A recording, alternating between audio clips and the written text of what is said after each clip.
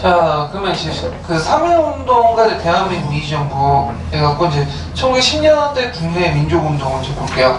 여기부터 이제 10년대, 20년대, 3, 40년대 끊어가지고 국내 민족운동을 쭉 얘기할 텐데, 저도 이제 좀 어려운 부분이 뭐냐면, 그 각각의 거기 단체들이 되게 많아요. 독립운동 단체들. 그래서 그 독립운동 단체들의 명칭을 물어보는 경우에 좀 있거든요. 그래서 이걸 외우셔야 돼요.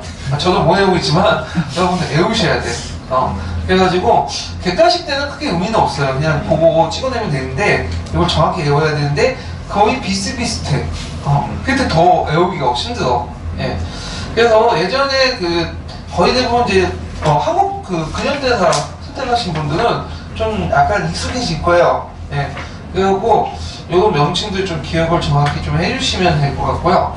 그러면 1910년대 국내 민족 독립운동을 이제 볼게요. 자, 1910년대 국내 민족 독립운동 이제 들어가기 전에 금성교과서 305페이지를 읽고 한번 넘어갈게요.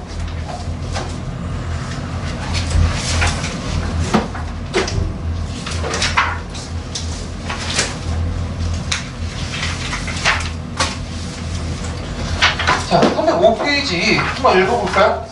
305페이지요? 예, 예. 그 다음 한번 읽어보시겠어요?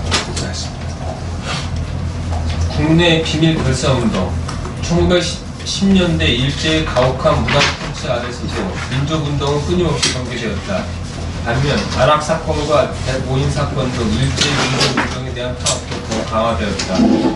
일제의 탄압을 피해 민족운동 관련자들은 국내로 망명하여 독립운동 기지건설에 주력하거나 국내에서 비밀결사를 조직하여 운동을 전개하였다. 국내의 비밀결사들은 주로 군자금 모집과 민족운동의 거점 확보를 위해 활동하였다. 대체로 한말 의병전쟁에 참여했던 이들과 김호운동에 참여했던 이들이 중심되었다. 대한독립노동부는 고종의 밀칙을 받고 임병찬이 조직한 국격주의 단체로 일본의 총리 대신과 조선 총독에게 국권 반환 요구서를 보내고 전국적인 의병전쟁을 준비하였다. 대한광복회는 1910년대 대표적인 비밀결사로 의병전쟁과 계몽운동에 참여했던 두 세력이 모여 조직하였다. 박상진 등이 중심이 되어 군대식 조직을 갖추고 군자금 모집과 친일파 처단에 주력하였는데 공화적인 수립을 목표로 하였다. 이외에도 평양의 춘추학교 졸업생과 재학생들이 중심이 되어 조직한 조선국민회를 비롯하여 조선국권회복당과 여학생들이 중심이 된 송죽회 등과 같은 비밀결사들이 조직되어 활동을 전개하였다. 예. 자, 그러면 1910년대 이제 독립운동 이제 그 과정을 볼게요. 자, 그 예전에 남한 대토벌 가정 속에서 의병 활동이 위축됐다고 했죠. 그런데도 불구하고 이제 그 국내에서 잔존 세력들이 좀 남아 있었어요. 그래서 마지막 의병장이라고 했던 최응원이라는 사람이 있어.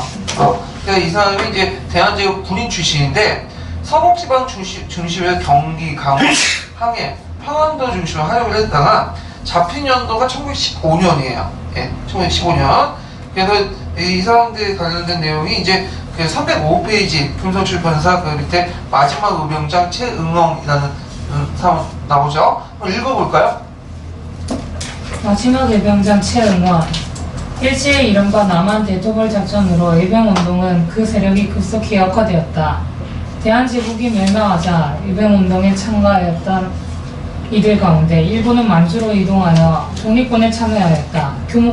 규모가 작기는 하였지만 국내에서도 의병부대를 중심으로 한 투쟁이 1910년대 중반까지 지속되었다. 마지막 의병장이라 불린 최응원은 대한제국 육군 보병 보교로 근무하던 중 1910년 군대가 해산되자 의병에 투신하였다. 최응원은 황해도와 평안도를 중심으로 활동하였으며 그가 주의한 의병부대는 1915년 7월까지 경기도와 강원도, 함경도까지 진출하여 일본의 현병 운견소와 경찰 파출소를 습격하는 등 유격전을 전개하여 일제에 타격을 주었다. 예. 자, 그 다음에 1910년대 그 특징은 크게 두 가지가 있는데요. 하나는 비밀결사 조직이었다.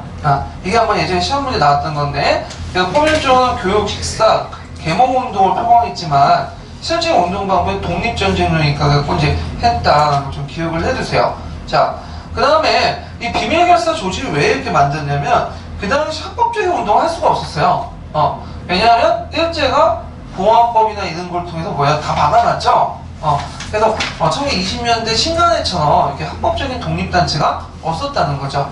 그 당시에는. 그래서 비밀결사 조직은 운영이 됐다는 걸 좀 기억을 해두시고요. 그 다음에 1910년대 국내에 이제 그 독립운동의 경향을 보면 크게 두 가지가 있거든요. 하나는 복벽주의 단체가 있고, 하나는 공화주의 단체가 있어. 복벽주의라는 건 뭐냐 하면, 요때 벽자가 임금 벽자야. 그래서 임금을 예전에 이제 앞으로 이제 독립할 때 새로운 그 국가 체제는 예전처럼 조선 왕조를 다시 복귀시킨다는 거야. 이 복벽이라는 말이. 예. 그래서 이제 요때 그 기반이 됐던 게 배경이 됐던 게 뭐냐면 고종의 존재죠. 그래서 고종이 계속 살아있었고 순종은 좀 유약해요. 예. 좀 몸도 안 좋고 이 고종은 좀 튼튼하고 그 다음에 이 사람이 이제 물론 자기 욕심이 자기 조선 왕조를 자기 거라고 생각했으니까 이제 그런 생각을 할지 몰라도 끝까지 저항을 했잖아. 예. 그래서 나중에 독사설까지 이제 할 만큼 좀 약간 구심점이 될 수 있는 인물이야, 이 사람이. 그래서 이런 고종을 내세워갖고 뭔가 해보려고 했던 단체도 있었거든요. 예. 근데 이에 대해서 이제, 이제 그 왕조가 끝난다. 공화정을 주장한 단체도 있었어요. 두 가지 흐름이 있었는데, 복벽을 주장했던 단체들 보면 이제 신한혁명당이 있는데, 신한혁명당은 처음에는 복벽을 주장했거든요. 근데 이제 그 대동단결 선언 이후에 공화주의로 전환이 돼요. 신한혁명당. 예. 대동단결 선언 또한 중요한 건데 이건 나중에 얘기하고요. 그 다음 독립운동. 그래서 임명창이 주장한 독립운동가 대표적인 복법단체예요. 고종의 밀지를 받아갖고 이제 운영했던 단체들인데, 그 다음에 또 하나는 민단조합, 이런 것도 있고요. 그 다음 공화주의 대표적인 단체는 대한강복회죠. 네, 그래서 조선국민의 이런 단체도 있었다. 그러면 3.1운동 이후는 어떻게 통합이 됐을까요? 공화주의로 통합이 돼요. 그래서 이제 임시정부도 공화국을 내세우죠. 공화주의도 이제 통합된 거, 물론 복벽단체가 좀 남았긴 남았지만, 되게 대세가 공화주의로 된 것은 누가 죽었기 때문이죠? 그 상징적인 구심점이 됐던 고종이 죽었기 때문에 더 이상 이제, 뭐냐면, 내세울 인물이 없기 때문에 그런 것도 이제 있어요. 자, 그러면, 국내 조직 활동 내용을 보죠. 여러 단체들이 있는데 중요한 단체들만 좀 볼게요. 독립의군부인데, 요거는 별표 하나 쳐놓으세요. 자, 이건 이병운동단체 계열인데, 거기를 주도했던 사람이 임명찬이라는 사람이 있어요. 이 임명찬은 호남지방의 이제 유생이고 최익현의 제자야. 그래서 1912년에 고종의 밀지를 받고 정부의 의병자가 유생들을 통해서 조직을 했던 단체가 독립의군부 조직인데, 이 사람들의 목적은 뭐냐면 고종을 복위시키고요. 그 다음에 또 그걸 통해서 이제 고종을 복위시키고 정통적인 의병투쟁을 전개를 목표로 해갖고 국권 반환을 이제 목표로 한 거죠. 그래서 이제 이 사람들은 이제 국권 반환의 요구를 총독부에 보내고 서신을, 그 다음에 그 민중봉기 계획까지 세웠어요. 민중봉기. 근데 사전에 발각이 돼서 1915년에 14년도 있는데 정확히 15년에 임명찬 이제 검은도에 유배되면서 끝나게 되거든요. 예. 그 단체 복벽주의의 대표적인 단체죠. 자, 그 다음에 이제 조선국권회복단이 있어요. 자, 조선국권회복단은 경북 지역의 유생들이 만든 단체들이야. 항일비 유생단체, 비밀 결생들인데, 이들은 이제 당군을 받들고, 그 다음 신명을 바쳐 일제로부터 국권회복을 위한 운동을 전개를 하죠. 그래서 또 국외의 독립운동과 연계돼서 대규모 항일운동을 이제 하게 되는데요. 그래서 3.1운동에 참여하고, 그 다음에 상하이의 대한민국 이주점의 군자금을 송금하고, 그 다음에 파리 강하이의 제주도 독립총원성 운동에 또 참여를 하게 되죠. 예. 그래서 되게 대종교 계통의 이제 사람들이요. 대종교 계통의 유생들로 구성됐고요. 그리고 이제 이게 나중에 요때 이제 대한강복회 쪽에 연결되는 사람들이 좀 많아요. 이 사람들이요. 자, 그 다음에 대한강복회인데 요것도 별표 하나 쳐놓으세요. 자, 앞에 독립의군부는 복벽주의 단체의 대표적인 케이스죠. 근데 이 대한강복회는 공화주의의 대표적인 케이스예요. 예. 자, 이 대한강복회는 이제 공화주의자들이 이제 대한강복단이라는 그 풍기 지역에 성립된 것을 이제 계층을 해갖고 1915년에 만든 건데, 자, 주로 이제 박상진을 중심으로 해갖고 이제 움직여요. 중심 인물이 박상진이죠. 그래서 활동을 이제 보면 일단은 이제 독립운동 자금을 마련하고, 그 다음에 그 무관학교를 설립하고, 독립군 육성, 그 다음에 그 매국 침입 문제를 처단하고, 일본에 선멸하는 그런 것들 하죠. 그래서 그 구체 활동을 보면 뭐 일반 부하로부터 접수한 의원군과 그리고 각 강제로 거둔 자금, 그러니까 부자들이 뭐 그다음 지금도 그렇지만 돈 쉽게 내주지 않잖아요. 강제 뺏고, 그래서 그런 식으로 이제 했죠. 친일보다는 부호들을 처단하려고. 그리고 독립전쟁로 입각해서 아까 처럼 사관학교를 이제 양성하고요. 물론 이제 만주 지역이 사관학교를 양성하는 거죠. 예. 그래서 의대 보면 공무원관계 부하들 주장 복벽주의 청산과 공화주의 등장을 해갖고 의미가 있다. 거기 참여했던 이 박상진은 나중에 잡히거든요. 그 어머니 그 뭐냐면 장례식에 갔다가 잡혀. 그래서 이제 나중에 이제 사형 선고 받고, 그 박상진이 죽은 후에 이제 대한광복회 조직도 이제 해체돼요. 예. 그렇지만 그 자녀 인력들이 다 어디로 가죠? 또 독립운동 만주로 가죠. 예. 자, 그 다음에 풍기광복단 해갖고 이제 체계주의 풍기에서 결성했고, 독립군을 약성을 위한 무기구입과 군장을 모집했고, 나중에 대한광복회의 전신이 됐던 단체가 그 풍기광복단 같은 것도 있고요. 그 외에 뭐 조선군민회 같은 그 단체도 있거든요. 그래서 이제 조선군민회는 여기 안 나왔지만 평양의 숭실학교의 기독교 청년을 중심으로 해서 조직된 단체인데, 그 박용만의 대한조선국민군단의 국내 지부로 활동했던 단체죠. 조선국민회도 그 공화주의를 포방을 했다는 거, 독립전쟁론에 입각해갖고 간도나 중국의 연결 무기 구입을 했다. 그런 것도 있다는 거 좀 기억을 해두시고, 여기는 안 나와있지만 교과서에 이제 이런 것도 있어요. 자립단, 대성학교 관련돼서 비밀결사고, 그 다음에 여자들도 열심히 했죠. 송죽회. 송죽회인데 여기는 평양 숭의여학교 교사들을 중심으로 해갖고 해외 독립운동 기금을 모성하거나 여성 계몽운동을 했는데, 요건 일제 말까지 계속 활동을 하게 돼요. 네.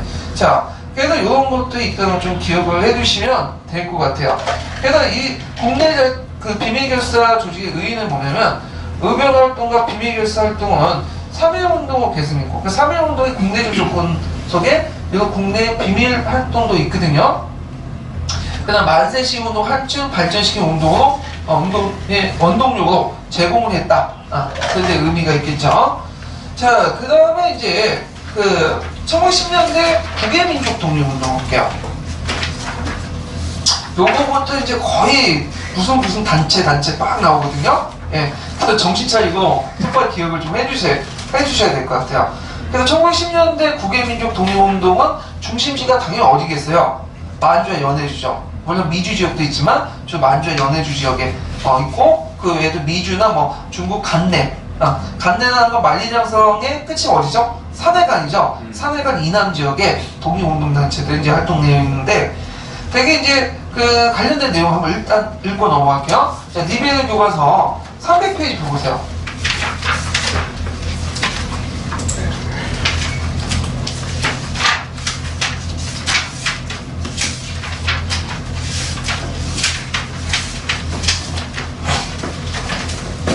자, 리베르 교과서 이제 그 300페이지 보면 만주하고 연해주 지역에 이제 독립운동 단체들이 좀 나와요. 예.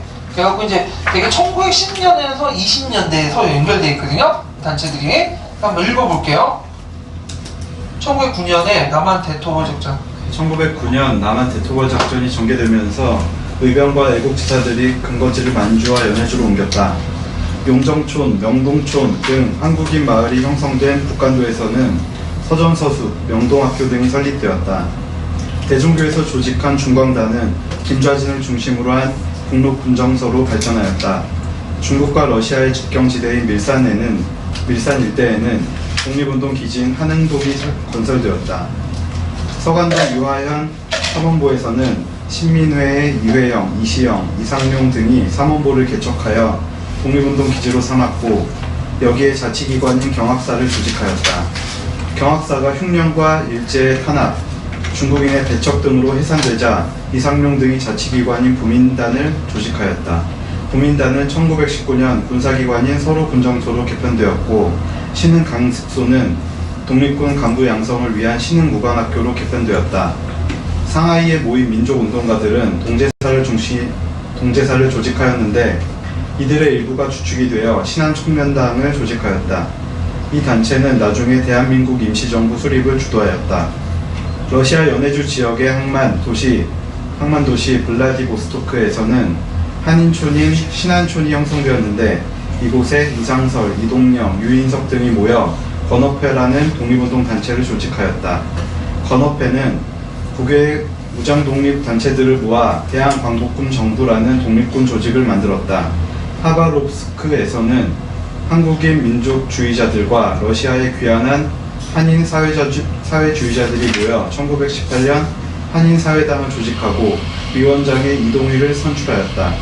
1910년에는 이들 단체는 독립을 쟁취하기 위한 근거지를 마련하고 인재를 양성하면서 항일투쟁을 준비하였으며 3.1운동을 거치면서 1920년대 들어 본격적으로 일제와 무력으로 충돌하게 되었다. 예. 자, 그러면 이제 볼게요. 자, 1910년대 국내 민족 독립운동의 중심지는 아까 얘기한 것처럼 그 만주하고 연해주 지역이에요. 예. 그래서 이제 그때 주로 국외 민족 운동을 전개했던 사람들은 어떤 계통이냐면 의병전쟁 계열과 신민회 계열이에요. 예전에 한번 신민회 얘기했죠. 그래서 이 계통 안에는 이제 독립전쟁론을 주장하면서 뭐냐면 그 만주 지역에 여러 가지 이제 삼원보라든지 한흥동 같은 기지 건설에 중요한 역할을 했던 사람들이 되게 많은데요. 자, 그래서 이제 그 만주와 연해주 지역이 중심이 됐던 건 뭐냐면 그때 남한 대토벌 작전 결과 많은 의병 계열들이 어느 쪽으로 갔어요? 만주나 연해주 지역으로 이동을 했고요. 그 다음에 이제 애국개몽 운동가 중에 일부가 이 애국개몽 운동의 그 한계성을 인식해가지고 독립전쟁을 제기했죠. 그게 이제 아까 얘기한 신민회 계통의 사람들 이렇게 보는데, 그러면 미래인 교과서 관련된 것도 좀 읽어볼게요. 미래인 255페이지 잠깐 펴볼게요.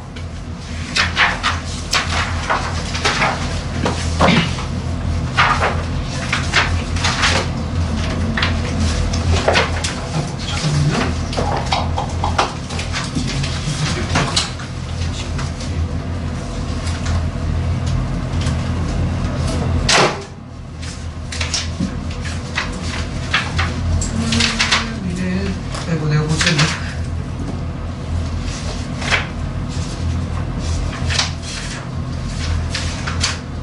자, 거기에 보면 이제 그 미래인 교과서에 보면 북한도 지역의 이제 민족 독립운동 단체 준비해갖고 쭉 나왔는데, 거기에 이제 북한도 지역인데 북한도 지역하고 그게 이제 서간도 지역으로 이렇게 나눠져 있거든요. 예, 그래가지고 그 북한도 지역은 이제 그 백두산을 기준으로 해갖고 이렇게 북쪽에 동쪽에 있는 지역이고, 그 다음에 백두산 기준으로 서쪽에 있는 지역을 서간도라고요. 예.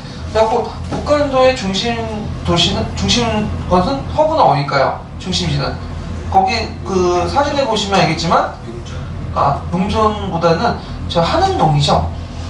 한흥동 보시죠? 밀산구 있는데 밀산. 한흥동이라는 것은 한족을 흥하게 하는 동네라는 뜻이에요. 이때 한자는 한족을 의미하는 게 아니라 대한민국 할 때 하는 만한 거죠. 그 다음에 그 서간도 지역을 이제 중심으로 한 그 기지는 어디죠? 서문고죠. 예, 이런 것도 좀 기억을 해두시면 되고, 그 다음에 이제 이렇게 서간도를 또 남만주라고 이제 하거든요. 그래서 이 단체들 좀 기억을 해두시고, 제가 이제 볼 건 뭐냐면 그 당시 이제 그 공화주의 단체하고 그 뭐냐면 뭐가 있었다고 했죠? 복병주의 단체가 있다고 했죠?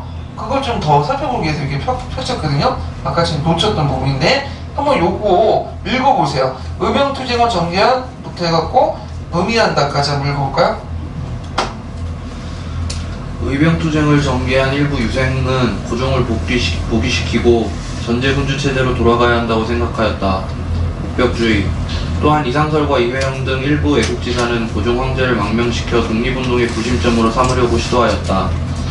이러한 움직임은 비록 실패하였지만 대한제국을 보존하려는 입장이었다. 보항주의.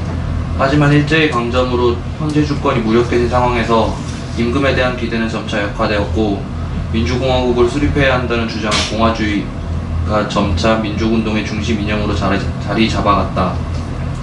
3.1운동 이후에는 복벽주의나 보항주의 이념은 크게 약화되었고 공화주의 이념을 토대로 대한민국 임시정부가 수립되었다. 이는 민족운동이 독립과 함께 근대 국가 수립이라는 역사적 과제도 함께 수행하고 있었음을 의미한다. 자, 그래서 여기 복병주의 외에도 봉황주의가 나오죠. 봉황주의. 네. 그래서 봉황주의는 고종 황제를 망명시켜 독립운동을 구시점에 삼으려고 했고 대한제국을 보존하는 입장. 이 봉황주의. 그래서 이혜영하고 이상설 같은 사람인데 초창기 그 공화주의자들, 그러니까 공화주의자 중에 초창기 때 있는 봉황주의나 그 복병주의자들 많았어요. 근데 이제 이게 안 되니까 공화주의 전환된 사람들이 많았거든요. 그래서 이상설과 이혜영은 나중에 또 설명하겠지만 이 사람이 이제 블라디보스토크로 이제 고종을 망명시키려고 했고 고종도 그에 호응하고 망명하려는 계획을 세웠어. 그러니까 일제가 그걸 알고 고종을 암살했다. 그 설이 있거든요. 네. 왜냐면 고종이 밖에 나가서 이제 와서 독립운동을 한다고 떠벌되면 일제가 그동안 선전했던 것이 뭐야?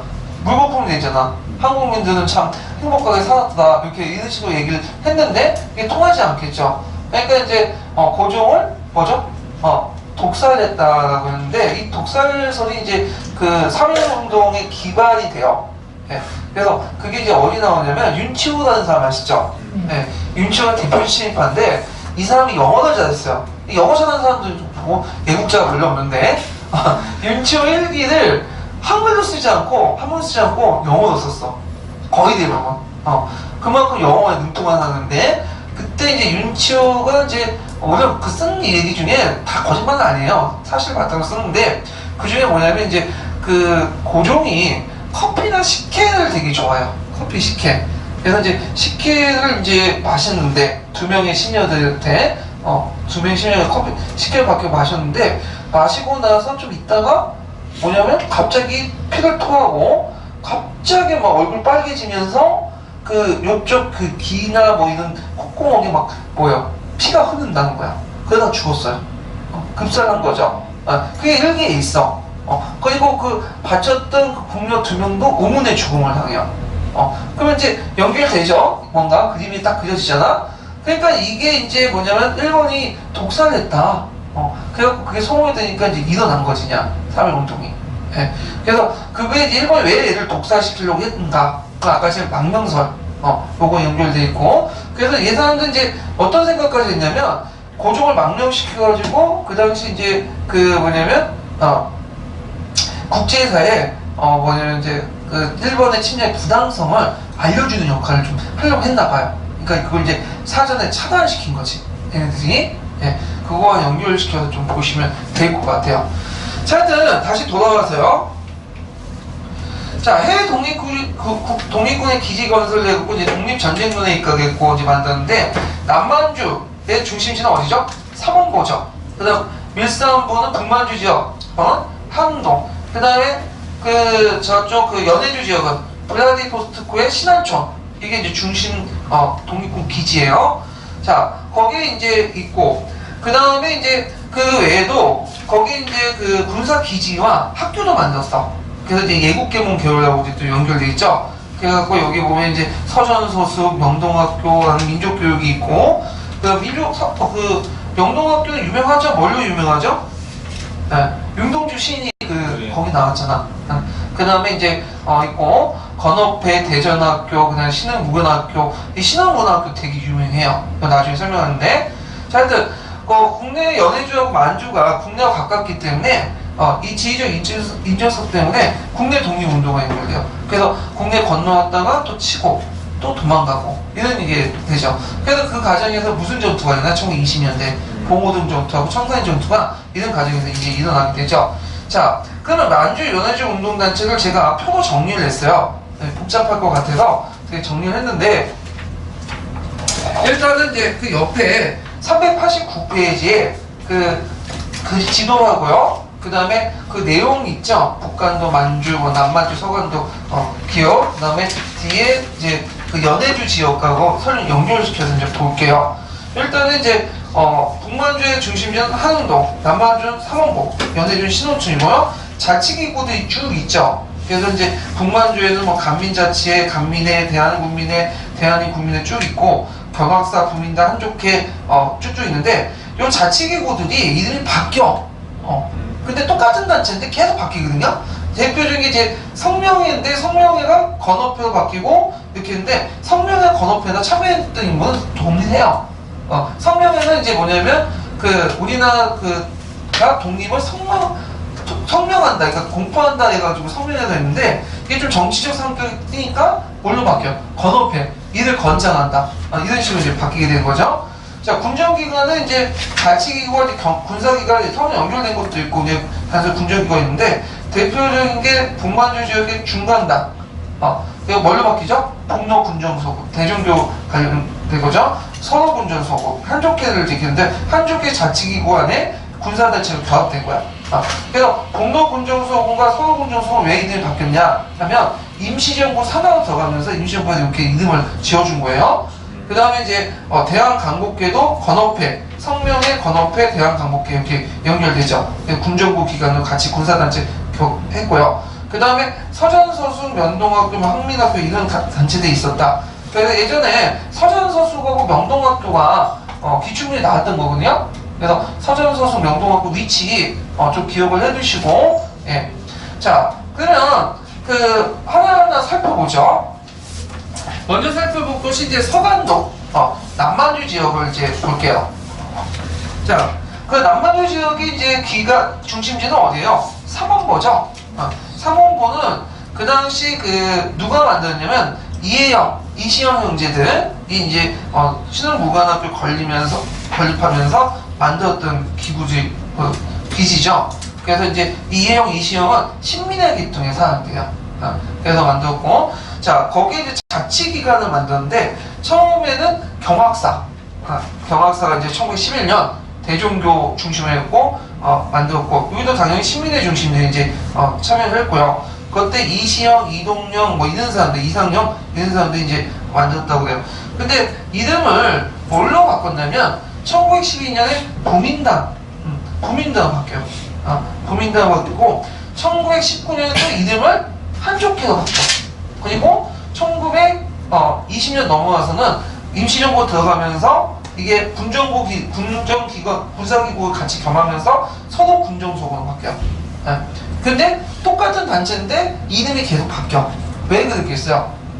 이름이 계속 바뀌는 이유가 뭐냐면 자신들이 이게 독립단체가 아니라 뭔가 그냥 주민들 자치기구 성격이 좀 강하다는 걸 보여주기 위한 거야. 왜냐, 그 당시에 만주 군벌들과 일본들이 서로 연결돼 있거든. 그러니까 계속 탄압을 받으니까 이런 식으로 이름을 바꾸는 거예요. 예. 자, 그러면 여기에서 이제 한족회에 관련된 것들 한번 보관을 찾아서 한번 읽어볼게요. 한족회는 미네는 256페이지 잠깐 펴볼까요? 미네 256페이지에 보면 그 옆에 한족회가 있나? 한족회는 뭐야? 비례구가 있잖아? 밑에 한족회 관련이 있어요.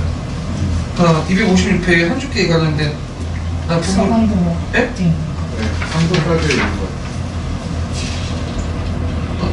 있어요? 네. 그렇구나. 어디가? 그렇구나. 여기 있네요. 내가 찾아봤구나. 자, 거기 한족회 관련된 내용이 있거든요. 그래서 이제 한번 읽어볼게요. 삼원본 안에. 네, 국외 독립운동 기지. 예, 다 읽을까요? 네, 거기 밑에 하나의 작은 나라. 예. 하나의 작은 나라를 만들어 운영하는 셈이란 무슨 의미일까? 해외 각 지역의 한인 자치단체들은 민족교육과 한인의 법적 지위 형성을 위해 노력하면서 독립된 자치정부처럼 동포사회를 이끌어 나갔다. 남만주 삼원보에 조직된 한족회는 삼권 분립의 원칙이 적용된 중앙조직뿐만 아니라 동포사회를 효율적으로 이끌어가기 위한 지방조직도 갖추고 있었다. 또 독립군의 양성과 작전을 담당하는 군정기구를 설치하여 무장 독립전쟁을 준비하였다. 이러한 기반 위에서 1920년대에 무장 독립전쟁이 활발히 전개될 수 있었다. 예. 그래서 여기서 볼 수 있듯이 한족회는 이런 중앙조직, 지방조직도 있고, 그 다음에 군정기구도 설치했다는 걸 볼 수 있죠. 그래서 이것이 나중에 서로군정소국으로 이름 개칭되죠. 예. 이런 것들 좀 보시면 되고요. 자, 그 다음에 다시 넘어가세요. 자, 거기에 이제 보면 이제 군사 학교가 있어. 그래서 이제 그 유명한 뭐죠? 신흥강습소 맞죠? 원래 처음엔 신흥강습소인데 이름을 이제 뭘로 바꾸냐면 신흥학교 바뀌어. 그러다가 신흥무관학교로 이제 하죠. 그래서 신흥강북대 신흥학교, 신흥무관학교는 그 거의 비슷비슷한 학교, 똑같은 학교예요. 이름만 바뀐 거고. 그래서 이제 요게 이제 그 폐교가 1911년에 만들어갖고 1920년에 폐교되었거든요. 10년 동안 2,000명의 그 뭐냐면 졸업생을 배출시키는데 그 사람들이 대부분 독립운동의 바탕이 됐던 사람들, 간부 출신 되고. 그래서 그때 이제 그 대표적인 이제 이 신흥학교, 신흥무관학교를 만들었던 그 사람들이 아까 언급한 이혜영, 이희영 같은 형제들이거든요. 육형제들. 네. 그리고 그때 이제 누가 왔죠? 그 당시 이제 일본인 일본 사관학교 출신인 지청청. 예. 그래서 유명한 이 사람이 와갖고 군사훈련도 시켜주고. 예. 그래서 있던 학교인데 그 학교 커지니까 이제 그 신흥학교 분교로서 그 독립무관학교를 이제 만들어요. 독립무관학교. 그러니까 분교죠. 예. 그래서 신흥학교, 그 무관학교에 학생들이 건립한 독립무관학교 같은 것들이 있었다. 이렇게 이제 보시면 되겠죠. 그다음에 서간도에 뭐 보학사가 있고 뭐 대한 독립당 발전인데 그게 뭐 중요한 단체는 아니고. 자, 지정청은 그 일본군 장교 출신으로서 그 이청청이라고 불렸죠. 원래는 지정청이고 이청청으로 지청청인데 이런 이청청으로 부르는 게 뭐냐면 그때 그 독립군들은 가명을 많이 썼거든요. 국내에 가족도 있으니까 폐를 입을 수 있으니까 가명을 쓴 건데 동인한입니다. 동인한. 그러면 그 신흥강습소, 그 신흥무관학교에서였던 이혜영, 이시영 형제에 대해서 이제 관련된 것들을 교과서 한번 찾아서 볼게요. 몇 페이지 보시면 257페이지 미래의 교과서.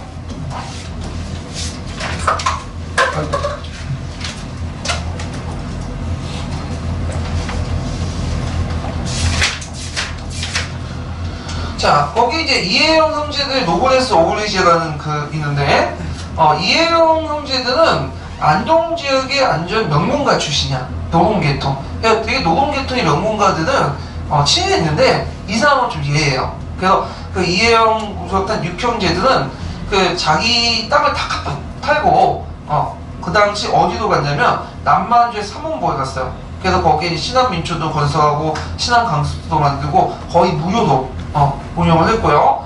그러다 보니까 이제 그 나중에는 어떻게 돼요? 돈이 떨어지죠. 네. 그래갖고 이제 이혜영 일가는 그 끝말이 안 좋아. 이혜영은 일본 경찰에 잡혀서 고문받고 죽고요. 그리고 대부분 형제들은 이제 병사했거나 일가족이 몰살을 당하는 그 비율을 걷게 되죠. 그 중에 이제 이시영만이 그 임시정부의 국무위원 활동하다가 강복 후에 그 초대 대통령에 연임을 하게 돼요. 이 사람만 기국을 했어. 예. 그래서 이렇게 많이 이제 뭐냐면 죽었다. 그래서 이혜영 형제 집안은 되게 당대 명문가 갑부였지만 뭐예요? 이런 독립운동에 이제 들어가면서 참여하면서 재산도 잃고 그 일족들도 이제 뭐냐면 폭삭 망하고 가문도. 그래서 하여튼 그렇지만 이 사람은 이제 노블레스 오브이라는 그런 뭐냐면 그 토봉으로 보여줬다. 근데 이거는 진짜 극히 예외적인 거고 대부분 부자들은 일제와 협력했다는 거예요. 네, 참 아쉬운 건데 우리나라에 이런 사람들 되게 많아요. 네, 지금도 그렇죠? 네. 그래서 되게 일제에 협력했던 사람들이 되게 잘 먹고 잘 살아요. 예, 칠바들이. 예, 그래서 안타까운 현실인데, 자, 하여튼 좀 기억을 해주시면 되고, 자, 그 다음에 북한도를 보죠. 북한도는 이제 백두산을 기준으로 이제 그 뭐냐면 동쪽에 있는 지역인데, 오늘날 어디에 해당하죠? 조선주 자치주에 해당하죠. 예, 그래서 이제 있는데, 북한도의 독립군 기지는 이제 한흥동, 밀산부의 한흥동인데, 자, 이 밀산부의 한흥동 또한 완전 대한민 국민회와 신민회 간부들이 건설했어요. 그래서 여기 대한민 국민회들이 이렇게 이제 했던 것이 있고요. 그 다음에 여기 이제 참여했던 사람들 중에 볼게 보면 이상선 되게 유명하지. 뭘로 유명하죠? 헤이그 밀사로 유명하죠? 헤이그 밀사로.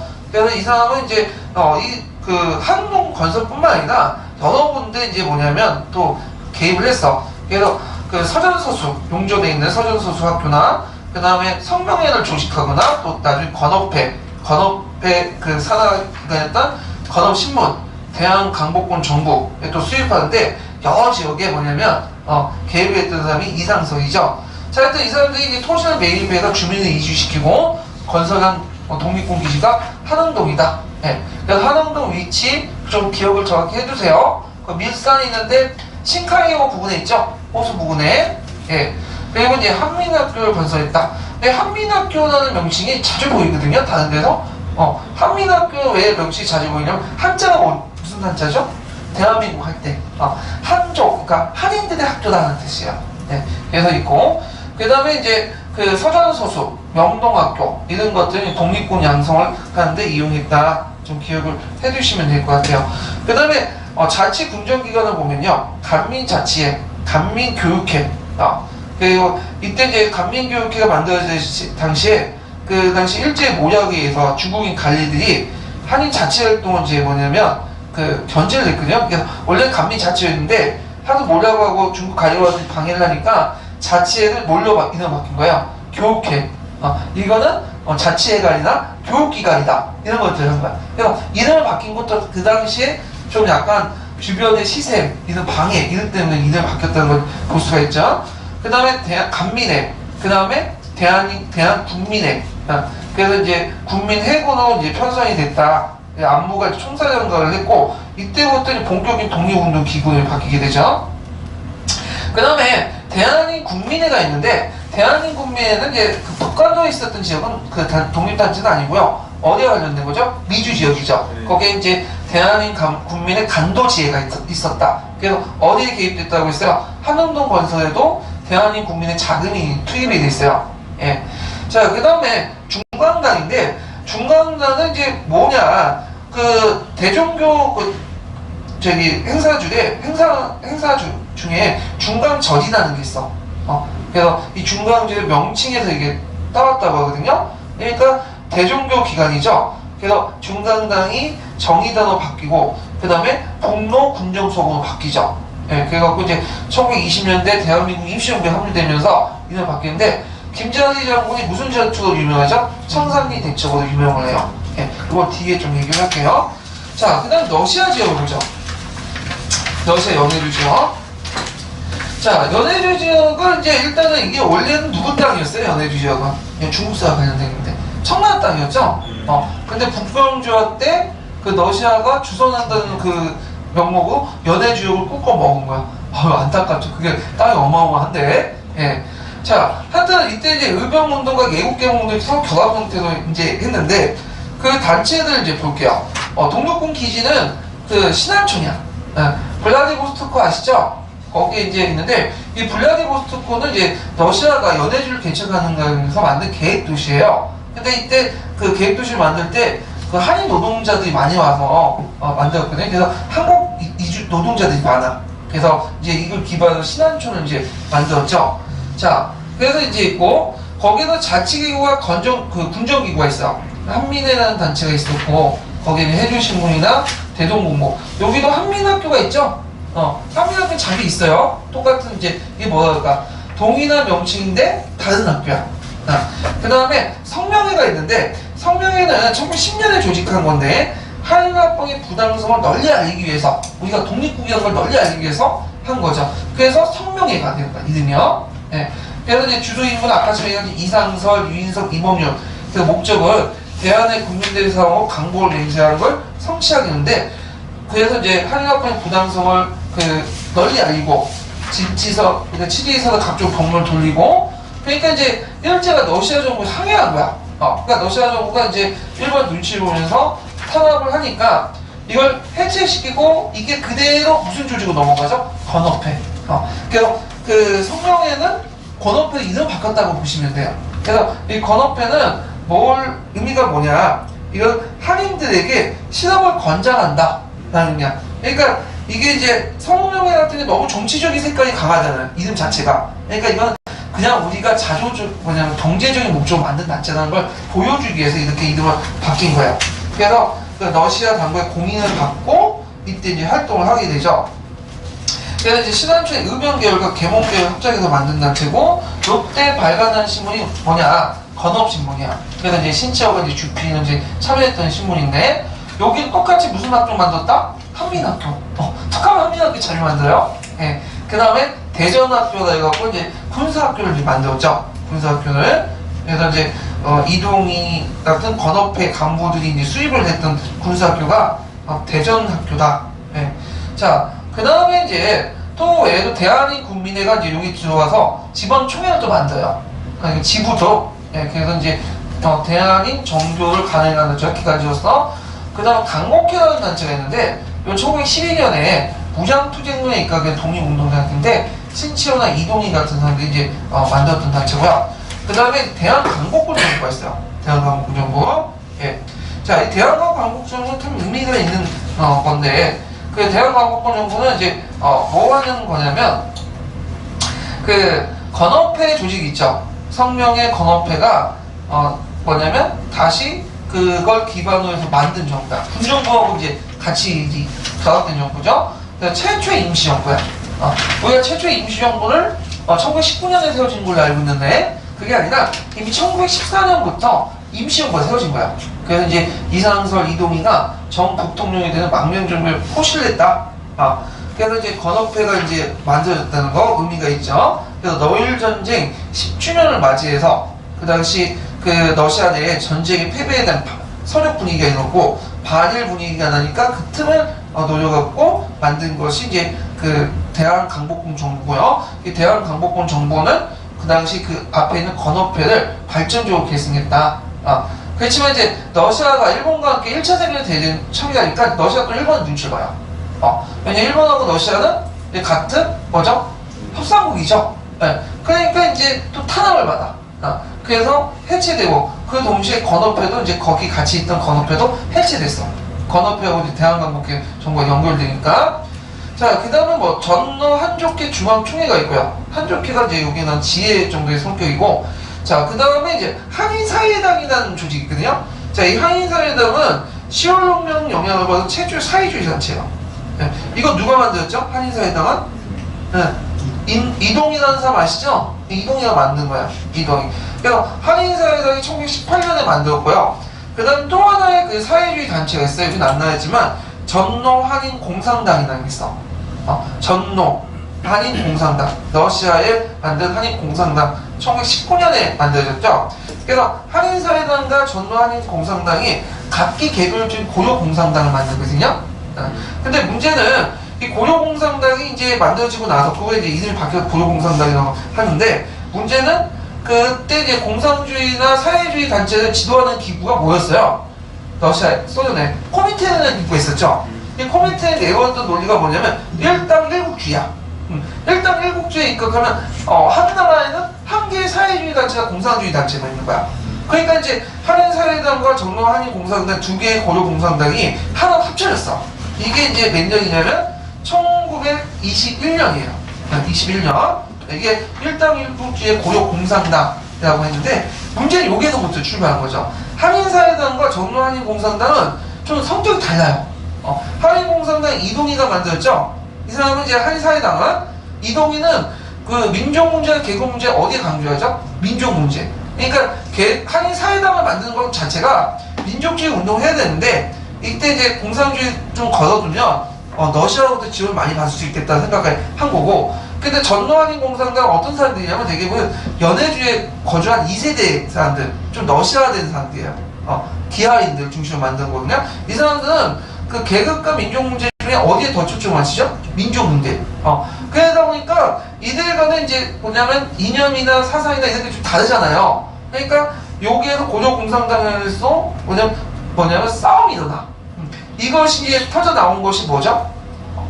그 유명한 자유시 사건이잖아요. 자유시 사건. 그래서 이제 그 한인사회당, 그러니까 상하이 공산당파죠. 상하이 공산당파의 이제 그 사인이 부대와 그 다음에 전인 한인 공산당 이르치크파죠. 이 사람들은 이르치크파 공산당 계열인 자유대대 간의 싸움이 번져가고 나온 것이 그 자유시 사건이죠. 요거 연결시켜 보세요. 그래서 이제 이것 때문에 그 당시 이제 여운형이 열받은 거야. 이 사람들이 이제 그 한인 공산당 계열이거든요. 네, 그 상하이파 공산당. 그러니까 여운이 와가지고 저기 따졌어. 그래서 너네들 뭐냐, 이게 지금 제대로 된 거냐. 그러니까 레닌이 또 열받아가지고 지네들끼리 싸운 걸 왜 나보고 그러냐. 그래서 해체해라. 해체하고 너희들이 그렇게 공산당을 만들고 싶으면 해외에서 만들지 말고 어디서 국내 들어서 만들어라. 그래가지고 그때 일당1국 내국주의를 또 내세우죠. 그래서 이제 해외 공산당 원들이나 박건영이나 이런 사람들이 다 들어와.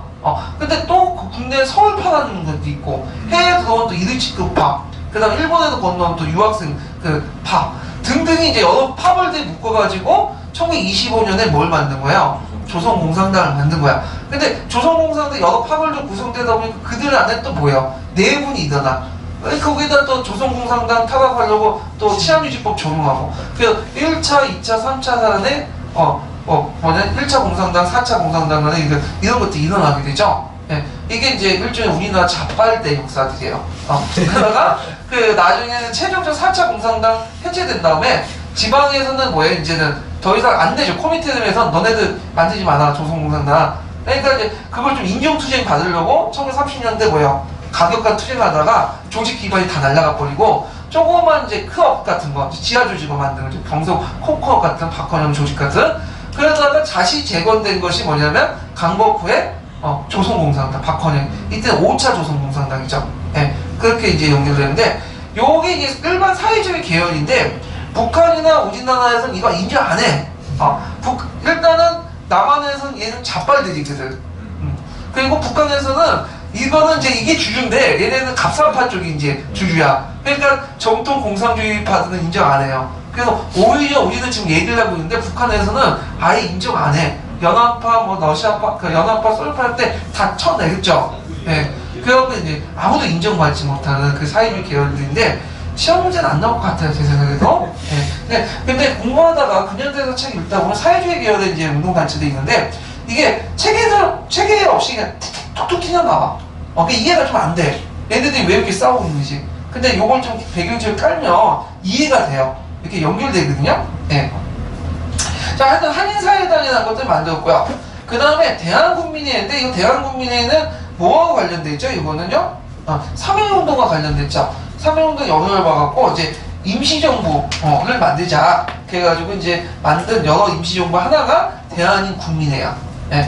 그래갖고 이제 그 당시 이제 북한도 한인사회와 연계를 모색하면서 1919년에 2월때 만들었고요. 대한인 정교부라는 잡지를 간행했고, 결국에는 이제 대한인 국민회하고 상해 임시정부하고 한성정부가 합쳐져갖고 해산이 됐죠. 요거는 이제 그 한국 임시정부가, 그러니까 그 임시정부가 관련된 내용이고요. 자, 그 다음에 군사활동을 보면 의병부대를 편성하고요. 그래서 국내 진공작전을 이제 하게 되죠. 그래서 이제 간도관리 이범률 망명해서 연해주 각지 의병을 편성하고, 그때 안중근이 거기 이제 들어가요. 그래서 안중근은 그 연해주 지역에 의병 활동을 했던 사람이에요. 예, 그래갖고 이제 하고, 그 다음에 13대 의병을 구성해갖고 이제 의병운동과 개봉운동을 결합해갖고 활동을 했다. 그 다음에 기타 해주신문, 신해민보, 건원시민 학교는 한민학교, 개동학교 모든 것들을 이제 했다는 걸 좀 기억을 해두시면 되고요. 자, 그 다음에 뒤에 넘어가서 뭘 보냐면 중국 간내를 보죠. 중국 간내. 자, 중국 간내라는 것은 이제 어디를 말할까요? 만리장성 이남을 말하죠.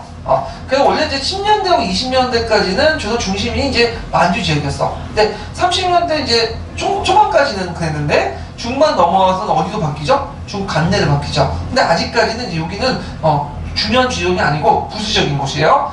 자, 요때 이제 중국 간내에서 만들어진 단체 중에 거긴 안 나오는 동제사라는 단체가 있어요. 동제사. 그래서 이제 1912년에 상해에 결성됐던 그 단체가 있거든요. 그래서 무창연도 아시죠? 신해혁명이 일하는 무창연에 참가해갖고 거기에 이제 참가했던 신규식이라든지 박은식, 정인보, 신치어, 조송아 이런 사람들이 이제 조직한 단체들이 이제 동제사인데, 이 동제사 회원들이 1915년에 만들어진 단체가 뭐냐면 신한청명단이야. 그래서 이제 상해에 결성됐죠. 주로 이제 동제사, 상하이 망명 인사들 이제 구성됐는데, 그때 터키에 청년단이 있었죠. 터키 청년단. 그걸 모델로 이제 창립을 했다고 해요. 그래서 시민회 계열하고 그다음 기독교 계열이 결합돼갖고 만든 단체가 그 신한혁명당이다. 신한혁명당은 처음에는 복벽주의를 출발했지만 나중에 대동단결 선언 있죠. 대동단결 선언을 계기해서 뭘로 전환됐다? 공화주의 단체로 전환됐죠. 그러니까 대동단결선언에는 이제 한계 주권 포기 선언이나 국민 주권 선언 이렇게 내는데 이건 뒤에 좀 설명을 하고요. 그래서 이제 활동들을 보면 여러분들 좀 기억을 하실지 모르겠지만 파리 강하이에 누굴 파견했죠? 김규식을 파견했죠. 그리고 이제 상하이 임시정부 수립에 크게 영향을 줬고, 그 다음에 임시정부 수립 후에 그 당시 파리위원부를 설치했어요. 김규식이 거기에 있다가 이제 그 임시정부 산하에 파리위원부를 설치를 한 거죠. 그리고 국내 독립운동 세력과 연결동하고 신한청년부, 그리고 미국 대통령의 또 특사를 파견하죠. 그래갖고 이제 이런 활동들을 이제 했다. 이렇게 좀 기억을 해두시면 되고요. 자, 그 다음에 미주 지역을 보죠. 미주 지역. 미주 지역은 이제 어디를 이제 포함하면 될까요? 일단 기본 하와이, 미국 본토, 그 다음 멕시코, 이런 지역을 이제 미주 지역이라 이제 하죠. 그래서 이제 우리나라가 이제 일제부터 구한말 때부터 농업 노동자나 이런 강상 노동자 이후로 뭐냐면 멕시코나 하와이나 미국에 많은 사람들이 이민을 갔어. 1세대 이제 출신자들인데 이 사람들이 어렵게 해가지고 이제 뭐냐면 고생한 걸 가지고 고생하면서 뭐냐면 만든 그 단체들이 이제 이런 그 미주 지역의 단체들이죠. 예. 특히 이제 대한민국민에는 그 돈이 제일 많은 단체예요. 왜 그렇겠어요? 일단은 미국의 교포 사회가 형성되는데 대개는 미국은 그 당시 제일 잘 사는 나라잖아요. 거기에서 이제 물론 저임금은 일을 했지만 그래도 나름대로 임금이 뭐예요? 좀 많이 받겠죠, 돈을. 거기에 1%나 10% 정도 떼가지고 의무적으로 이렇게 이제 회비를 냈거든요. 그러니까 대한민국 국민회가 뭐냐면 재정 상태가 제일 좋아. 그래서 나중에 이승만이 대한민국 국민을 장악을 하죠. 장악하면서 그 뭐냐면 이게 돈줄이 많으니까 모든 단체들이 누구 이름을 건 거야? 이승만 이름을 건 거야. 그래서 이제 이승만이 예전에 나중에 상해 임시정부 만들 때 이제 대통령 추대되잖아요. 이승만이 이제 미국에서 잠시 상해 임시정부 갔어. 그러니까 한 달 동안 머물렀는데 그때 이제 간 것도 이제 감시망을 피하기 위해서 신체들 그 실험 놓는 배로 이렇게 갔다고 해요. 상해에. 그래서 이제 처음에 다 반겨줬어. 왜냐면 이승만이 뭘 가지고 오니까 돈을 가지고 올 줄 알았는데 돈 한 푼도 안 가져왔어. 그때부터 냉대를 받기 시작한 거야. 그래서 나중에 이제 나중에 이제 이승만이 이제 월슨 대통령에게 이제 청원서 올린 거 알려주고 하니까 이승만 돈도 없지, 매국지도 하지 하니까 쳐낸 거죠. 그래서 이승만이 예전에 100년 전쟁인가? 그 100년 전쟁 보니까 이승만이 그 돈 가지고 뭘 했냐? 자기 유흥비 쓰고 그 다음에 먹고 쓰는 것도 그 젊은 그 여자들을 되게 좋아했어 이승만이. 그래갖고 여자 꼬셔가지고 놀고 그 다음에 젊은 여자 20대 그 여자들 젊은 여자 누구랑 항상 꼬셔가지고 돌아다니다가 미국 당국까지 발각돼갖고 이제 왕신사에 꽂히고 그랬는데 그게 안 나오더라 교과서에서는. 100년 전쟁이라는 그 소문인데 그거 나는데 이거 원래 3부작으로 만들려고 했거든요. 근데 1부작 만든다가 없어졌어. 그냥 가처분 돼갖고 그때 이제 박정희에 대한 별로 안 좋은 게 신났거든요. 그래서 이제 근데 한번 다운받아 보세요. 그러면 놀래 완전. 그 이승만이 1910년대에 막 친일적인 발언도 하고 그래요. 예, 그래갖고 있는데 이거 시험 문제 안 나오니까 넘어갈게요. 예. 자, 그럼 미주 지역에 이제 관련된 내용을 리베르 교과서에서 한번 찾아서 읽고 내용 더 가보죠. 예, 308페이지요.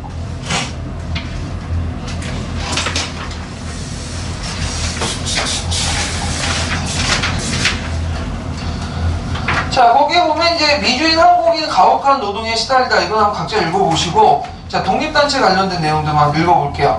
308페이지 한번 읽어볼까요? 미주 지역 독립운동 단체들이 외교 활동을 추진하다. 한인 사회를 통합하여 민족 독립 역량을 강화하려는 움직임은 국내와 중국뿐 아니라 미주 지역에서도 싹트기 시작하였다. 장희환, 정명훈의 의거를 계기로 동포 사회의 애국심이 고조되자 미주 지역 민족 단체들은 통합을 이루어 대한인 국민회를 결성하였다. 대한인 국민회 하와이 지방총회는 법무부를 두어 군사훈련을 하려는데 법무부에서 박용만이 대조선 국민군단을 결성하였다. 이들은 평소에는 생업에 종사하다가 위급할 때에는 독립운동을 지원하였다. 또 애국단체를 결성하여 독립운동 자금을 모금하였으며 신문과 잡지를 발간하여 민족의식을 보양하였다. 1919년 대한민 국민회 중앙총회는 미주, 멕시코, 하와이 거류 동포 전체 회의를 열어 독립을 다짐하니 12개 항의 결의안을 채택하고 포고문을 발표하였다. 재미교포들은 서대필의 주선으로 필라델피아에 집결하여 독립선언과 시가행진을 하였다. 1930년대 미주 지역에서는 이승만을 중심으로 외교를 통한 독립운동이 꾸준히 전개되었다. 1933년 이승만은 제네바에서 개최된 국제연맹회의에 참석하여 열강 대표들에게 한국 독립 문제를 환기시켰다. 1941년에는 미주 지역 9개 단체가 항일 독립 역량을 강화하기 위해 하와이에 모여서 재미한족연합위원회를 결성하였다. 이 단체는 대한민국 임시정부를 후원하기 위해 모금활동을 전개하였다. 예. 근데 우리 몇 시에 시작했죠? 저희 2시 40분. 아, 그럼 더 해야 되겠네. 네. 자, 여기 보죠. 자, 일단 미주 지역에서 이제 볼 게 뭐냐면 샌프란시스코거든요. 샌프란시스코. 네. 되게 우리나라 노동자들이 많이 갔던 지역이 저 캘리포니아 지역하고 그 당시 하와이 지역이었어. 하와이 지역은 뭘로 유명하죠? 사탕수수. 그리고 캘리포니아 지역 같은 경우에는 이제 그 뭐냐면 그 강상 노동자 이런 식으로 이제 많이 갔거든요. 그래서 그 지역에 이제 우리나라 교포들이 많이 했는데 이때 이제 샌프란시스코의 안창호가 그 공립협회를 만들죠. 공립협회. 이 공립협회는 뭘로 유명해요? 스티븐스 암살 사건, 장인한 정명 여기 유명하죠. 자, 하여튼 공립협회는 이제 성립하고 그 다음에 그 공립협회가 이제 좀 더 발전된 것이 대한인국민이에요. 그래서 이때 이제 하와이나 네브라스카나 여러 지역에 이제 한인 단체들이 있었는데 이 한인 협성의 공립협회 등 여러 단체들이 모여서 만든 것이 대한인국민인데 이 대한민국민의 계기가 됐던 것이 아까 지금 얘기한 것처럼 장이나 정묘가 스티븐스를 저격한 사건이죠. 그걸 계기로 해서 이제 하나 합치게 되고 이 대한민국민회는 샌프란시스코를 이제 중앙총회로 만들어가지고 북미, 하와이, 시베리아, 만주 지역에 4개 지방총회를 설치해요. 그래서 국외 독립운동의 중추 기관이 됐고요. 그 다음에 간도, 연해주 지역에 그 독립운동을 지원했죠. 그 대표적인 예가 뭐야? 한원동 건설할 때 대한민국민의 자금이 들어갔다고 했죠. 그래서 이들은 이제 박용만, 안창호, 이승만 이런 것들을 이제 했는데 이 대한민국민의 이제 그 기간지가 신한민보예요. 신한민보. 신한민보 알려주세요. 그러니까 신한민보에서 이제 얘네들이 주장한 건 뭐예요? 공화정. 그 다음에 가정부라고 하는데 가정부가 뭐죠? 임시정부. 하나로 합쳐서 임시정부 만들자. 그게 예전에 기출문제 나왔던 거예요. 되게. 예. 근데 이제 여기에서 누가 싸우게 되냐면 이승만하고 박용만이 싸워. 그래서 원래 이승만, 박용만은 원래 처음부터 사이가 나빴던 건 아니에요. 원래 이상한데 이승만, 박용만은 저기 예전 박용만이 그 한국에 있을 때는 같이 이제 감옥소에 있었던 사이야. 그래서 있는데 이제 미국에 건너갔는데 이승만은 이제 건너가서 공부 좀 하고 박용만은 저기 네브라스카 가갖고 이제 뭐냐면 독립운동을 하다가 이승만 하와이 건너가서 이승만이 그다음 하와이 대한민국민회를 이제 어느 정도 기반을 이제 마련한 다음에 거기 있는 다음에 누굴 불렸냐면 박용만을 불렸어. 근데 박용만하고 이승만하고 생각이 너무 달라. 이승만 뭘 내세웠죠? 외교 독립을 내세웠죠. 그리고 열강대 어떤 것들을 이제 뭐냐면 잘 조조해서 독립을 하자. 우리나라 힘이 없으니까. 그다음에 이 사람들 이제 나중에 예전에 그 정인환 정몽이 살인사건 했때 죽였을 때 번호 좀 해달라고 했는데 통 좀 해달라니까 거절해버렸죠.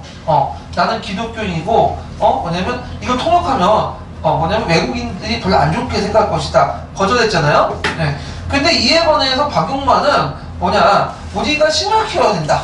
군사를 키워가지고 독립을 하자는 말이야. 그러니까 박용만은 항상 그 뭐냐면 군복을 입고 다녔다고요. 그래서 이제 그 박용만이 이제 그 하와이에서 만든 것이 대존성 군민단이죠. 그래서 하와이에서 이제 만들어서 농장 하나 불려가지고 낮에는 일하고 밤에는 와가지고 목총을 잡고 이제 싸우고. 그래서 미국에서는 그 총기를 허용하죠. 근데 총기를 허용하는데 개인이 총기를 가지고 있으면 되는데 그 총을 가지고 군사훈련을 할 수는 없어요. 그렇기 때문에 목총을 사용할 거야. 그래서 목총을 들고 훈련을 하고 그 다음에 하와이 시가지를 또 신해를 또 하고 그리고 이제 이걸 들려 일본을 치자 이렇게 하는데 이승만의 입장을 때 상당히 황당한 소리죠. 황당. 우리가 어떻게 일본을 이기냐. 그리고 또 이승만은 그 당시에 이제 미국 눈치를 봤기 때문에 그다음 미국인들이 1910년대는 일본에 대해서 되게 좋게 생각했거든요. 그래서 이승만이 이제 뭐 이런 식으로 발언을 했어요. 한국이 망한 건 당연한 거다. 그래서 한국 민족들은 지금 일본 내 통치하에 참 행복하게 살고 있다 이런 식으로 망언도 했어요. 근데 이게 이승만의 본 뜻이라고는 좀 생각하지 않고 그 당시 이제 미국인들이 뭐냐면 친일적인 분위기가 있으니까 거기에 병합해서 이제 말을 했을 거라 생각하긴 하는데 자 하여튼 그래서 이제 나중에 박용만하고 이승만 갈등이 일어나고 특히 이승만 계열 사람들이 또 뭐냐면 그 이승만이 이제 하와이 지혜를 차지하려고 그 국민의 지혜를 차지하려고 반대파들을 사람들 보내서 쳐다나고 그래요. 예, 갈등을 불러일으키거든요. 결국에는 박용만이 어떤 계획을 냈냐면 이제 그 당시 일본 하모니선이 왔다 갔다 하거든요. 근데 하모니선에 이제 폭탄을 설치해갖고 폭파시키려는 계획을 했는데 이걸 누가 꼬발렸어? 예. 그치 누구야? 이승만이 꼬발린 거야. 그래갖고 이제 나중에 박용만은 이제 그 혐의로 재판받고 감옥수에 갇히게 되죠. 그러면서 그 조직이 완화돼요. 네. 그래서 이제 갈등이 있었다. 기억을 해주시면 되고요. 그 다음에 흥사단인데 흥사단은 원래 이제 신민의 하부 조직에서 이제 출입을 했어요. 그래갖고 국외에는 흥사단이 있고 국내는 이제 수영 동호회가 있었거든요. 수영 동호회는 나중에 일반 탄압을 받고 이제 해체되는데 흥사단은 그 안창호 LA에서 기독교인 중심으로 해갖고 이제 성립을 했죠. 그래서 군인 양성과 외교 활동에 중점을 뒀다. 그래서 이 사람은 무실 역행을 주장하죠. 참되고 실속 있도록 심서 실행을 하자. 그래서 교민 교화를 하고 그 다음에 국내에서는 수영 동호회 설립했지만 탄압받다가 나중에 흥사단과 통합을 했다. 이렇게 좀 기억을 해두시면 되고 흥사단은 지금도 있죠. 지금 대학로에 있잖아요. 대학로. 그리고 모임도 있고 저희 지금도 계획서 뭐 전국 국토 대장정인가 뭐 그것도 하고 그러더라고요. 자, 그 다음에 대조선 국민당 아까 제가 얘기했고요. 그 다음에 의용훈련단은 멕시코 숙문학교에서 군사훈련 시켰다. 예. 그래서 멕시코는 주로 이제 애니깽이라고 해가지고 아시죠? 애니깽. 그 애니깽 성행자의 일종인데 그걸 이제 으깨가지고 뭘 만드냐면 그 요토가나 배 누프 있죠? 줄을 엮어갖고 그 애니깽의 그 실을 가지고 만든다고 그래요. 예. 그래갖고 이제 그 멕시코에도 한인들이 많이 살고 있다. 그래서 지금은 한인들은 순수 한인은 없고 다 이제 뭐 멕시코인하고 이제 혼혈이 됐던 사람들이 많죠. 자, 하여튼 그 미국 내 군사단체를 한번 정리하면 대조선 국민당, 의용훈련단, 청년병 학원, 소년병 학원 이런 단체들 있죠. 일본 같은 경우에 뭐 동아동맹에 있고 그다음 조선 유학회들 중심으로 해갖고 이제 있던 단체들이 있었는데 주로 유학생들을 중심으로 했던 단체들이야. 그래서 나중에 28 독립운동이 기반이 됐죠. 그래서 최홍팔이라든지 이강수 있죠? 이강수도 예전에 독립운동을 했어. 그래서 28 독립운동 초안을 작성했던 사람이 누구예요? 이강수죠. 이강수. 자, 그래서 이제 이렇게 3.1운동을 이제 넘어갈게요. 3.1운동.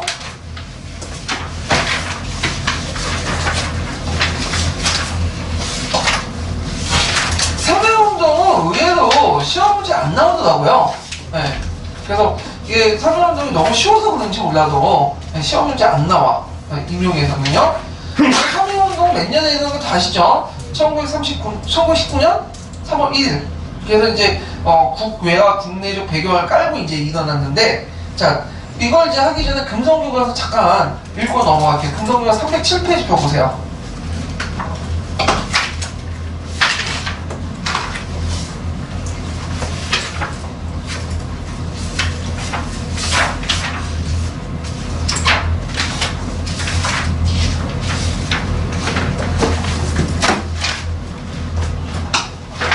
자, 3.1운동 배경을 보면요. 자, 일본 제국제 국권 침탈 이후 민중개세는 일제의 선전가들 너무 나아지지 않았고, 그리고 근대화 명목으로 여러 가지 이제 제도나 이런 조치들을 이제 강요했고, 그 다음에 친일 정치라든지 일진의 조치를 해산시켰죠. 조선의 정치사회 활동을 규제를 냈죠.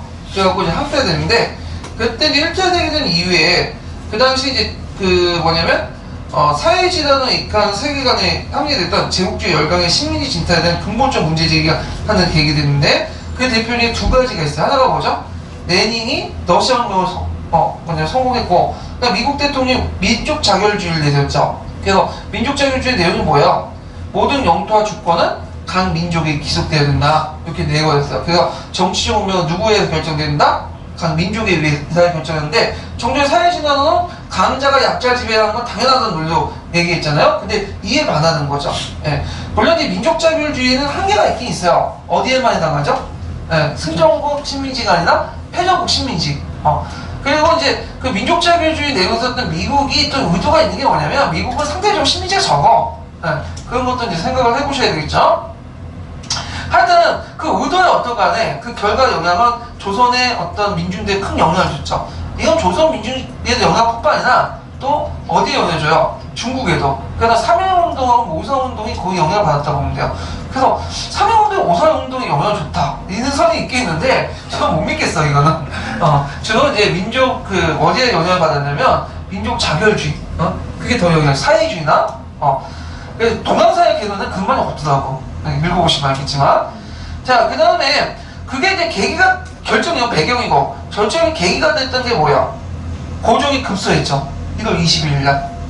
그래서 고종의 갑작스러운 죽음을 둘러싸 이 독살설이 그다음 조선민중의 이제 열이 받게 만든 거죠. 그래서 이제 있는데 독살설 관련된 내용이 그 밑에 있어요. 고종 독살설. 한번 읽어볼게요. 고종 독살설. 고종의 사망 원인에 대한 의혹은 1919년 1월 22일 조선 총독부의 발표 직후부터 제기되었다. 그것은 건강하던 고종이 갑자기 사망하였다는 점, 조선 총독부의 발표가 사망한 날이 아닌 그 다음날 있었다는 점, 시신 상태가 자연사로 보기 어려웠다는 소문에 기인한 것이었다. 또한 1월 18일부터 시작되었던 파리 강화 회의와 1월 25일 거행될 예정이었던 영치왕과 나시모토 노미야 마사코의 가을의 사이에 고종이 사망하였다는 점도 고종 독살설을 증폭시켰다. 이러한 이유로 내일혈에 의한 사망이라는 조선 총독부의 공식 발표가 있었음에도 불구하고 고종 독살설은 조선 민중들에게 광범위하게 퍼져나갔다. 고종의 정확한 사인을 단정하는 것은 힘들지만 사실 여부와는 무관하게 독살설이 조선 민중을 만세의 시위로 이끈 하나의 계기였던 것은 사실이다. 그래서 고종 독살설이 상당히 중요했다. 그래서 고종의 업적 중에 하나가 죽는 거. 이렇게 볼 수 있죠. 승전의 업적은 죽는 거죠. 자, 하여튼 이런 것도 좀 기억을 해주시고요. 자, 그러면 이제 배경은 이제 아까 전에 얘기한 것처럼 다시 들어가서 392페이지 보면 윌슨의 민족자율주의. 그래갖고 신한청년단의 김규식 파리강화에 발표했고 대한국민회가 이제 이승만이 이걸 파견하려고 했어요. 대표를. 근데 일본과 맞춰서 보면 미국이 여권을 발급을 안 해줬어요. 그래갖고 이제 이승만은 윌슨에게 뭘 놀렸죠? 미국이나 국제연맹에게 조선 위임 통치를 해줄 것을 청원했어. 위임 통치가 뭐냐면 신탁 통치와 비슷한 거야. 근데 이게 청원했던 것이 임시정부 만들기 전이었어요. 근데 이제 이게 나중에 부각이 된 거야. 알려지게 된 거야. 그러면 대한민국 그게 국민 대표회의에서 문제 생긴 거죠. 좀 나중에 얘기하고요. 그 다음에 이제 그 신한혁명 이후에 이제 중국의 근대민주운동, 그 다음 신한청년대 활동, 그 다음에 이제 해외에서 세 가지 선언이 이제 발표됐죠. 대동단결선언하고 뭐가 있죠? 무호독립선언, 그 다음에 이팔독립선언. 그 중에 제일 중요한 게 대동단결선언이에요. 이게 예전에 시험 문제 나왔던 거죠. 별표 한 2개 쳐놓으시고. 자, 대동단결선언을 이제 볼게요. 이거는 상해에서 발표한 건데, 요게 이제, 신한혁명당에서 이제 공포한 거죠. 신한혁명당. 그래서 이제, 신한혁명당의 이제 그 내용인데, 그 대동단결선언의 이제 그 내용을 이제 보면, 자, 여기 이제, 융의항제는 누굴까요? 순종이죠. 3번을 포기한 8월 29일은, 자, 여기에서 토지 인민 정치를 포기한 8월 29일은 어떤 날이죠? 국치일. 그래서 하늘 병탄 날이죠. 그래서 요거는 나라가 멸망한 게 아니라 뭐죠? 황제가 그 주권을 자기가 포기한 거야. 그러면 이 주권은 누구한테 넘어갈까요? 국민한테 넘어갔다. 그래서 우리 동지가 삼보를 개선한 8월 29일이 그동안 한순간 숨을 멈출 수 없다. 그러니까 국가는 망해도 주권은 영원하고 그 주권이 황제가 포기한 걸 누가 계승했다? 해외동포 국민들이 계승을 했다. 이런 내용이죠. 자, 우리의 동지가 완전한 상속자인 저 황제의 소명의 때가 꼭 민권의 발생이다. 자, 여기에서 이제 볼 수 있는 게 뭐냐면, 그 신한혁명당이 이제 주장했던 주권 불면론, 국가가 망해도 주권 영호하고 국민 주권선이죠. 예. 그래서 이제 그 신한혁명당은 그 청원에는 무슨 단체라고 했죠? 복덕주의 단체라고 했죠. 근데 이것이 이제 공화주의 단체로 바뀌었다. 이렇게 이제 보시면 되겠죠. 자, 그리고 여기에서 이제 또 주장하는 게 뭐냐면 임시정부 수립을 또 주장해요. 임시정부 수립 여기는 없지만 임시정부 수립을 이제 주장을 하고, 그리고 계몽운동과 의병운동의 최초의 통합을 시도했다. 그 다음에 민족유일당운동을 제안했죠. 국내의 독립운동자들이 대동단결하여 유일무이한 민족의 대표기구를 세우자. 그래서 친한 그 혁명당의 그 내용들 좀 기억을 해두세요. 주권불면론, 국민주권설, 공화주의, 민족유일당운동. 예, 요거. 그래서 예전에 관련돼서 나왔어요, 이게요. 자, 그러면 기출문구 한번 읽어볼게요. 1246페이지 보세요.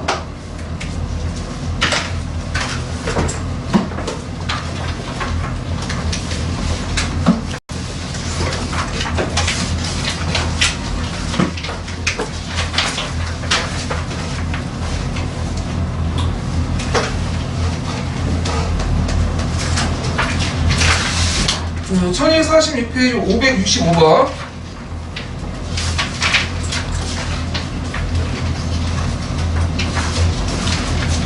자, 한번 이제 중요한 거니까 한번 다 읽어보기로 하죠. 예. 1917년 임시정부 수립을 위해 신규식, 박은식, 신채호, 주소왕 등 14명이 발기하여 작성한 선언문이다. 독립기념관에 기증된 안창호의 유품에서 발견되었다. 대동단결의 필요성, 국내 참상, 해외 동지 역할, 국제환경, 대동단결의 후소들과 강령, 이에 대한 답장 관계로 구성되어 있다. 내용은 주권 행사의 의무, 권리는 국민에게 있다는 국민 주권서를 주장하고, 일지에 구속되어 있는 국내의 동포 대신 해외의 동지가 그 책임을 감당해야 한다고 하였다. 또 주권을 가지고 국가적 행동을 실천하는 데 있어서 약 100만 명의 해외 동포에게 50만 원의 연수입을 거두어 공동기업을 운영하면 재정을 충당할 수 있다고 보았고, 통일기관, 통일국가, 원만한 국가의 3단계 유령을 제시하였다. 독립된 조국으로서의 원만한 국가를 위해 임시정부와 같은 통일국가를 만들어야 하고, 그러기 위해서는 민족 대회의인 통일기관을 만들어야 한다는 것이다. 이 통일국가를 수립하는 데 있어서 러시아의 3월 혁명, 폴란드의 독립선언, 아일랜드, 모로코 등의 독립운동, 연합국의 산환민권연합회 등을 들어 국제정세가 우리의 독립운동에 유리하게 작용하고 있다는 국제환경론을 말하고 있다. 7개 항목으로 구성된 강령은 임시정부 수립과 운영에 관한 것이고, 이러한 제2의 참부 여부를 표시하고 찬동하며 회의의 시기, 장소를 지정해 달라는 찬동 통지서가 첨부되어 있다. 네. 제가 약간 아까 설명하다가 좀 잘못 설명한 건데, 제가 신한혁명당 설명할 때 신한청년당하고 같이 엮어서 설명한 것 같아. 네, 그렇죠? 네.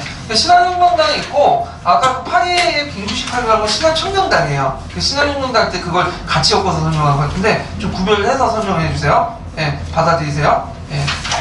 자, 그래서 이렇게 해서 이제 갖고, 그 다음에 그 관련된 또 내용은 미래엔도 있으니까 미래에는 내용도 한번 읽어볼게요. 미래엔 262페이지 한번 볼까요?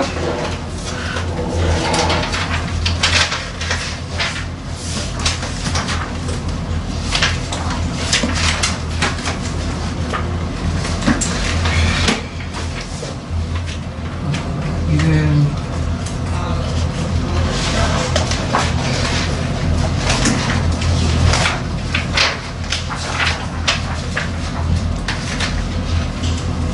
이건가? 잠깐만요. 한국사 백과도 있는 거. 네? 이거.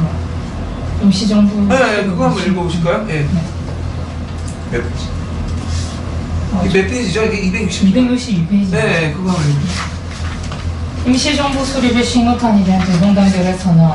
1917년 7월 중국 상하이에서 신규식, 박용만 등 14인의 명의로 발표된 선언이다. 나라의 주권은 민족 내부에서만 주고받는다는 민족사의 본문율에 근거하여 이민족에게 주권 양해를 규정한 한국병합조약이 무효임을 천명하였다. 그리고 용의왕제, 순종이 주권을 포기함으로써 주권은 2천만 동포에게 귀속되었다고 규정하였다. 다만 국내 동포들은 주권 행사가 어려운 상황에 있으므로 해외 독립운동가가 주권 행사의 권한을 위임받아 임시정부를 만들어야 할 권리와 책임이 있다고 주장하였다.